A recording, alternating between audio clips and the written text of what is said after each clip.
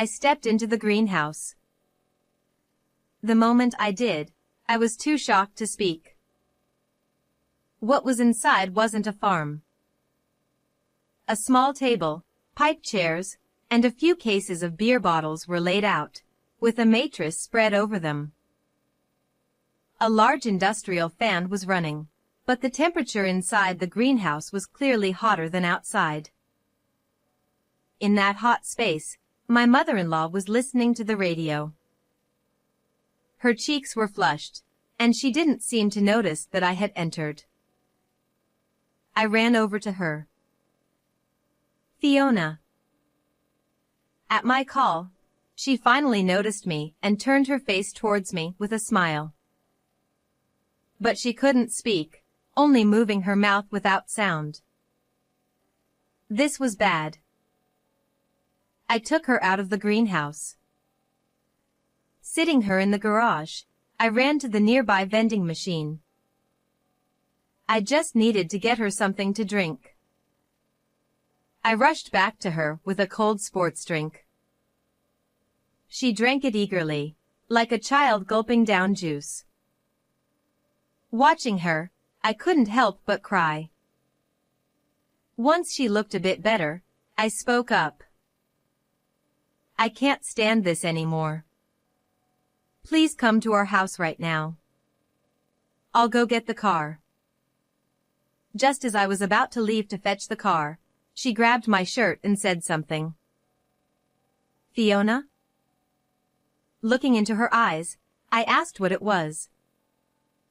In a small voice, she said, "I appreciate it, but it's impossible. We're practically strangers now." Her face was expressionless, as if she had given up on everything. "What do you mean?" It was a day of gentle, quiet rain. My husband, Matt, and I were talking with our heads close together. "Maybe we should take turns checking on her, like Quinn suggested." He sighed deeply. We were talking about Fiona, my mother-in-law.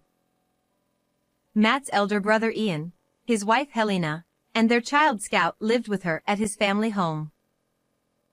Last time we visited with travel souvenirs. "Bring the tea quickly." Helena called out to Fiona in the kitchen, sounding haughty. I wondered why she sounded so high and mighty. As I stood up to check. "Oh, don't worry about it. It's always like this." Ian stopped me. I exchanged glances with Matt, who then stood up. "Hey, Matt. I said don't worry about it." Ian shouted in a threatening tone, completely different from how he spoke to me. Matt, unable to defy his brother, sat back down. While all this was happening, Fiona brought the tea and slowly placed it in front of us. Watching this, Ian muttered, "You're so slow. Can't you move any faster?" I wasn't the only one who heard it. Scout, fiddling with a smartphone nearby, smirked. "If you're done, go back to your room quickly."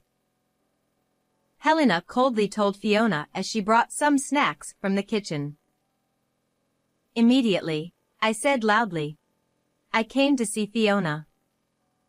Let's have tea and snacks together." Helena sighed dramatically. After a moment's thought, "I'm fine.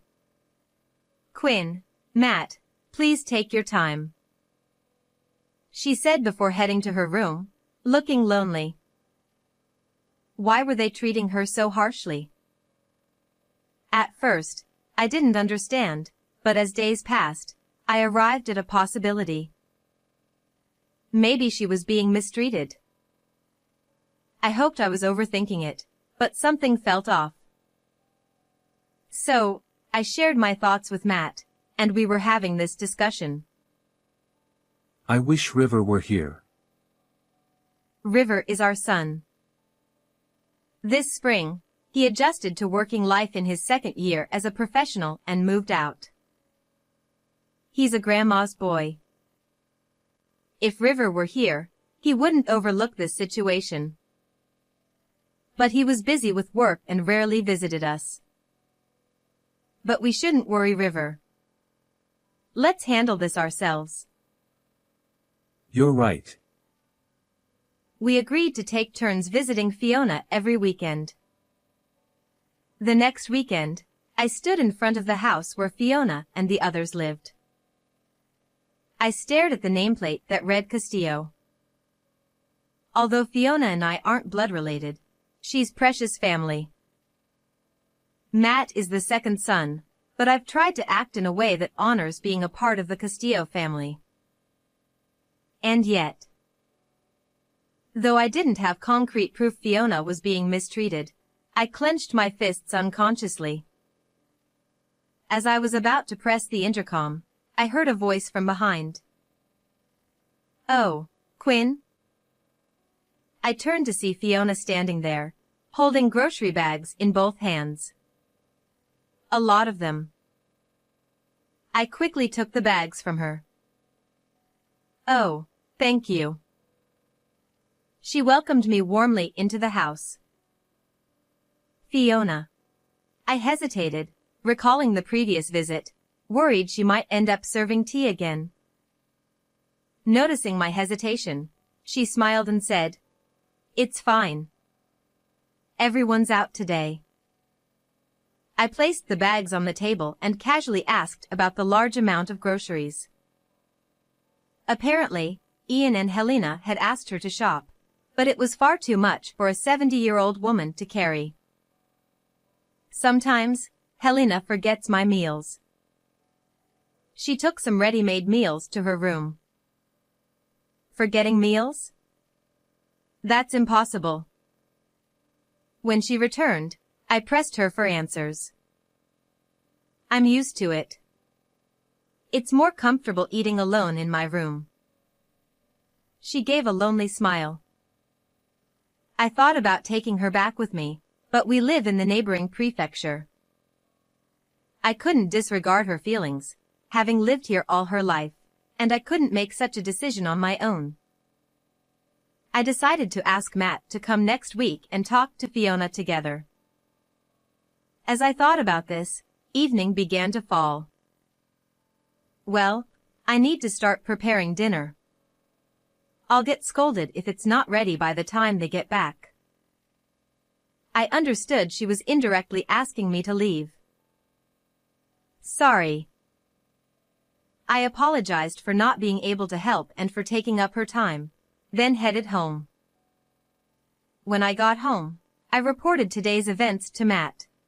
We can't jump to conclusions about Ian and Helena's behavior based only on Mom's words. I was disappointed by his ambiguous response, but it was true that I hadn't seen Ian and Helena's behavior today. Matt was scheduled to visit next weekend, and I decided to accompany him. "I'll go with you next week. If they mistreat her even a little, I want to bring Fiona here." I looked at Matt intently. All right. If you think so, we'll talk to Ian on the spot.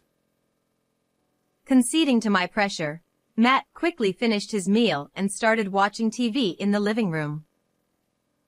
He knew that saying anything unnecessary would lead to trouble for himself. "Honestly, you're only sensitive about things like this," I muttered as I watched his back while he watched the baseball game. The next weekend came. I planned to go with Matt to see Fiona, but a problem arose at work. I was stuck dealing with it, so I ended up leaving it to Matt alone. "Make sure you handle this properly." Before leaving for work on my day off, I urged Matt, but I still felt uneasy. "Would it be okay? I'm really sorry for making you work on your day off. I can handle the rest alone." Noticing my restlessness, the colleague who caused the trouble spoke up. It was past 3 p.m. Going home now would only make me more anxious. "I'm sorry for making you worry. Let's finish up together. I wanted to focus on work now. Relieved, my colleague bowed her head. After finishing the task together, I returned home to find Matt waiting with dinner prepared. How did it go? I asked as soon as I saw Matt. Let's talk over dinner. He began heating up the soup. According to him, Ian and Helena were home today. My mother-in-law was initially talking with us, but then my brother-in-law suddenly shouted at her. How long are you planning to stay? Get back to your room already. My husband was shocked, but my mother-in-law obediently followed his orders. You can't just shout at someone for no reason. My husband looked uneasy. Since childhood, my brother-in-law had been hot-tempered, and my husband seemed unable to stand up to him. But this was too much. I'll go talk to him next week. As I stood up, unable to contain myself, my husband said something unbelievable. Next week isn't good for me. It was my turn to go next week, so I didn't need my husband to accompany me. I'll go alone. If my husband couldn't confront his brother, I would talk to him directly. Even my brother-in-law would have some reservations with me. But my husband was indecisive. I'm not feeling well either. Please, don't rush in alone. This was the first I heard of him feeling unwell. I stared into his eyes, but he quickly looked away. Let's wait until my health improves and I can arrange things. He mumbled and quickly finished his meal before heading to the bath. What was going on? His own mother was being mistreated.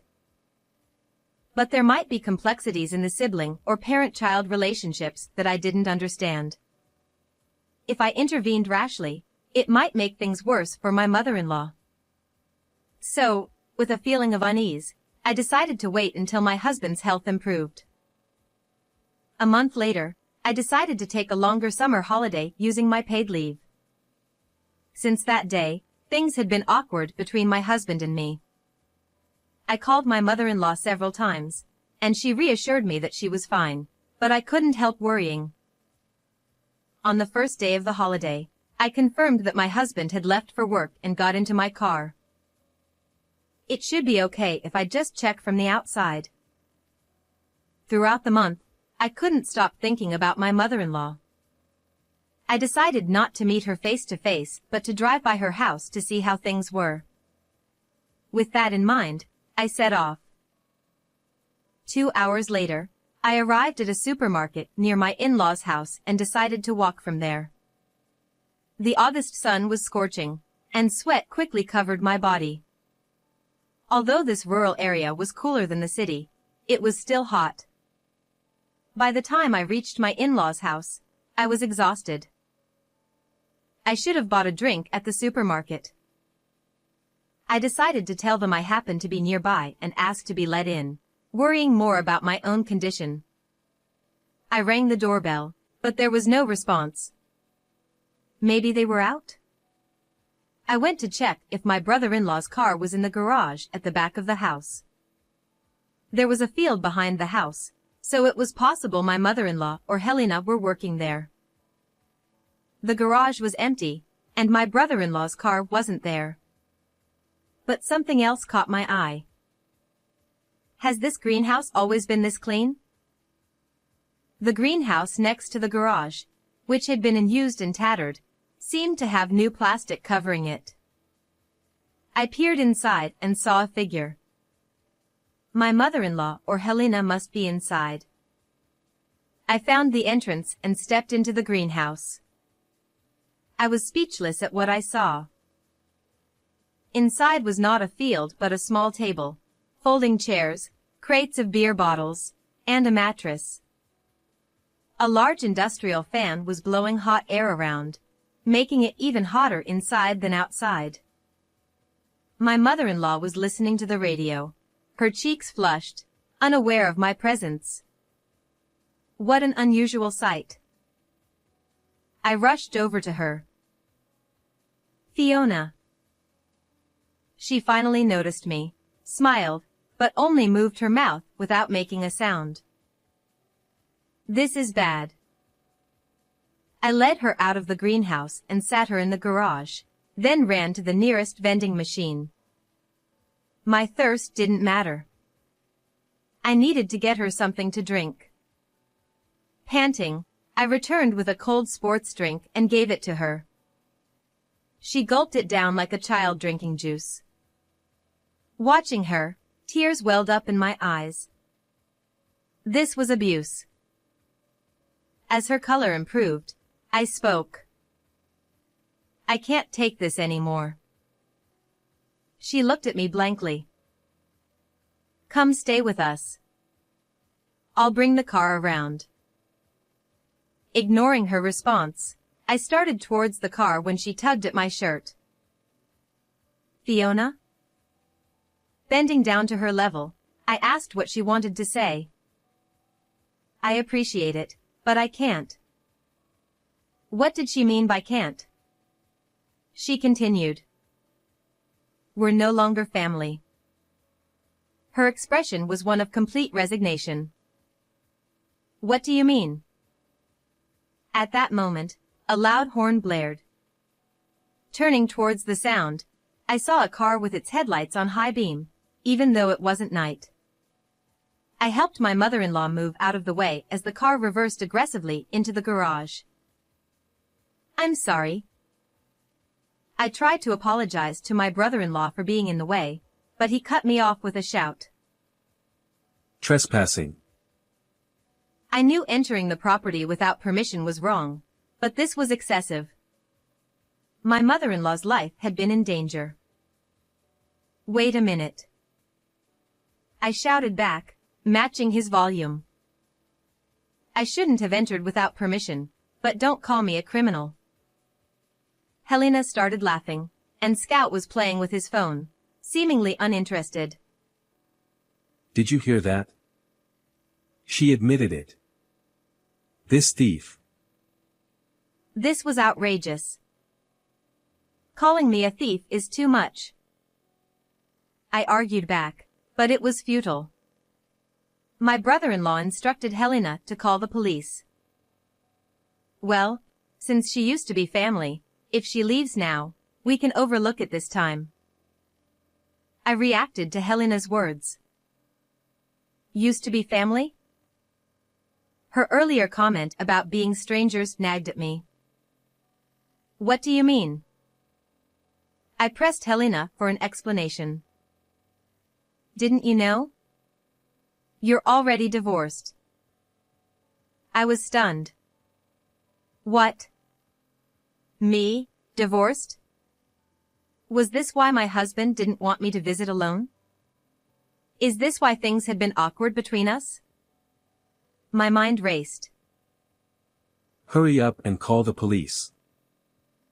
His voice snapped me back to reality. There must be some explanation. I decided to trust my husband over these people and stood my ground. Call the police if you must. But first, tell me why my mother-in-law was in that greenhouse. I pointed towards the greenhouse. Helena looked at me like I was clueless. She smells like old people. It's disgusting. What?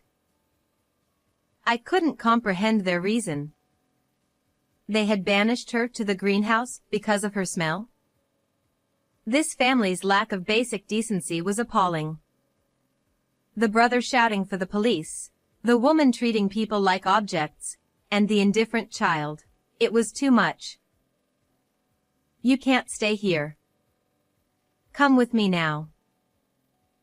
I took her hand, and pain shot through my arm. My brother-in-law had hit me. You're just after money. Thief. He leaned in, his sweaty, dirty face intimidating. You won't get a penny from us. He raised his hand to strike me, but at that moment, the sound of police sirens approached. When he saw the police car parked in front of the house, my brother-in-law suddenly became flustered. Who called them? This time, he turned the blame on Helena and Scout. What on earth are you doing? One police officer and my husband rushed over from the patrol car. As soon as I saw the police officer's face, I felt a wave of relief. The police officer was my son, River. He had graduated from university last year and joined the police force. I knew his first posting was near here, but I hadn't expected him to come today. River, why are you here? River raised his hand to stop me. He was on duty, so he had to maintain his professional demeanor. We received a call from a neighbor saying there was a disturbance in the yard. With that, River approached my brother-in-law. Can you explain the situation? Irritated by River's formal tone, my brother-in-law clicked his tongue. It's nothing. Just a family argument. But why are you here? And what's with that outfit? River's police job in the local station was news to my brother-in-law's family. River sighed lightly and explained. We've received numerous complaints about noise from this house. So, we've been patrolling the area frequently. My brother-in-law and Helena looked awkwardly at the ground. I never imagined you'd relegate someone to a greenhouse. River looked sadly at my mother-in-law. My brother-in-law seemed to realize he couldn't win against River and turned his anger towards my husband. Did you bring them here? Hesitant at first, my husband responded firmly. I decided I wouldn't be at your beck and call anymore. My husband had known I was coming today from River and had pretended to go to work while waiting nearby. When I brought my mother-in-law out of the greenhouse, he called the police. Hearing this, my brother-in-law laughed loudly. So it's trespassing and attempted kidnapping, then? Helena seemed to agree, smirking. My brother-in-law shoved me. Well done for calling the police before I did. Hey, officer, arrest this woman. My brother-in-law was pushing for my arrest, but River didn't budge. Instead, he sternly addressed my brother-in-law.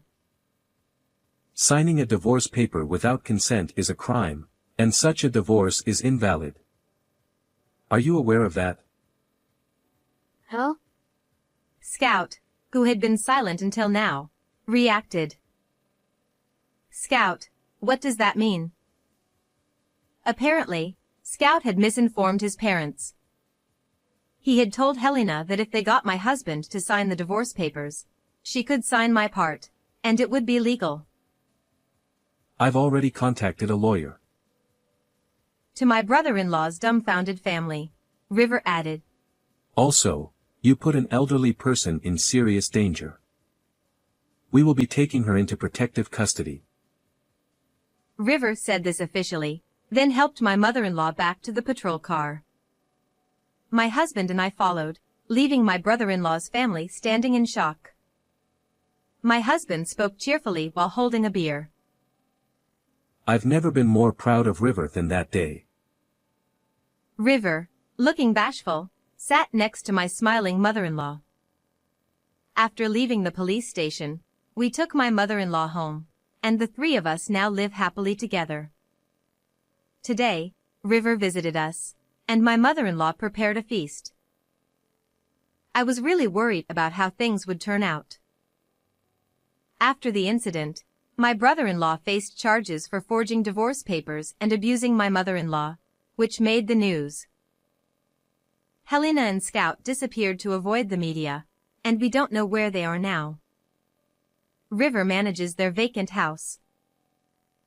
My mother-in-law regained her health after moving in with us and started a vegetable garden. The dishes made from her homegrown vegetables are exceptional. Fiona, please teach me how to cook sometime. I wish you had taught her while I was still living here. We laughed together, enjoying our happy time. I do miss the days when everyone gathered. My mother-in-law reminisced about the past when my father-in-law was alive. She would cook while River and Scout played video games, and the rest of us enjoyed drinks and conversation. It was a nostalgic memory for her. No one understood why my brother-in-law's family changed, but their actions towards my mother-in-law were unforgivable. I took a swig of my beer, hoping that one day I might forgive them while savoring the precious moments with my family. How did you like today's story? Don't forget to subscribe to our channel. See you in the next video.